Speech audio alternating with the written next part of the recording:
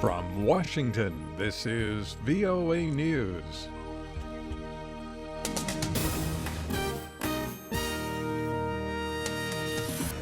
I'm David DeForest reporting pro-government forces in Libya say they have taken control of the Islamic State's headquarters in the city of Sirte. The statement was issued by forces loyal to Libya's government of national accord. The U.S. has been carrying out airstrikes aimed at pushing IS out of Sirte. Russia's defense ministry says it will stop firing around the Syrian city of Aleppo for 3 hours each day so humanitarian aid can be delivered to the city.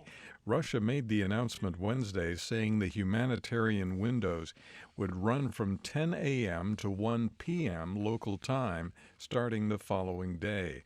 The ceasefire is to include aviation and artillery strikes. The top commander for the coalition fighting the Islamic State group says the terrorist group's foreign fighter stronghold in Syria likely will be in complete control of the Syrian Democratic Forces in a week to weeks. U.S. Lieutenant General Sean McFarland told reporters at the Pentagon via teleconference from Baghdad, enemy resistance shrinks daily in Manbij. He looked ahead to the future. To paraphrase Winston Churchill, the liberation of Ramadi was the end of the beginning of the campaign against Daesh. The beginning of the end will be the liberation of Mosul, Iraq's second largest city. Once it is recaptured, the enemy in Iraq will be reduced to scattered pockets of resistance. Lieutenant General Sean McFarland. Russian President Vladimir Putin accuses Ukraine of choosing terrorism over peace. Those comments came Wednesday following reports of foiled attacks in Crimea that Mr. Putin says were orchestrated by Ukraine. President Petro Poroshenko rejected Mr. Putin's claims, calling them equally cynical and insane. This is VOA News. Wednesday marks the fifth day of the 2016 Rio Olympics. With medal rounds in several high-profile sports, it could prove to be an eventful one. Team USA poised to lead in swimming events Wednesday, and Brazil needs a win or will face elimination when its men's football team takes on Denmark Wednesday night.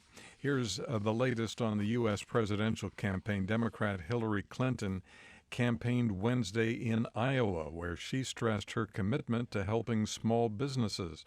Her Republican opponent, Donald Trump, spoke to coal industry officials and other business leaders in Virginia. Trump's recent controversial remarks continue to trouble Republican voters. A new Ipsos Reuters public opinion poll indicates as many as 1/5 of Republican voters want Trump to drop out of the race. Meanwhile, the Clinton campaign is launching a new effort called Together for America to try to get Republicans to cross party lines and vote for the Democratic candidate. A new batch of U.S. State Department emails from Hillary Clinton's earliest days as Secretary of State in 2009 shows close connections between the country's top diplomatic agency and the Clinton Foundation, an organization she founded with her husband, former President Bill Clinton. Clinton has long denied that donors to the foundation, which funds humanitarian programs around the world, had special access and influence at the State Department during her tenure there. But previously undisclosed emails released Tuesday by Judicial Watch shows exchanges of emails between her aides and officials at the foundation. The United States is painting a bleak portrait of religious freedom around the world, particularly condemning some Islamic societies that have adopted laws harshly penalizing blasphemy and apostasy. The State Department's Ambassador at Large for International Religious Freedom, David Saperstein, said the very nature of those laws punish people for expressing their core beliefs. There are many countries that have these laws but don't do anything about them.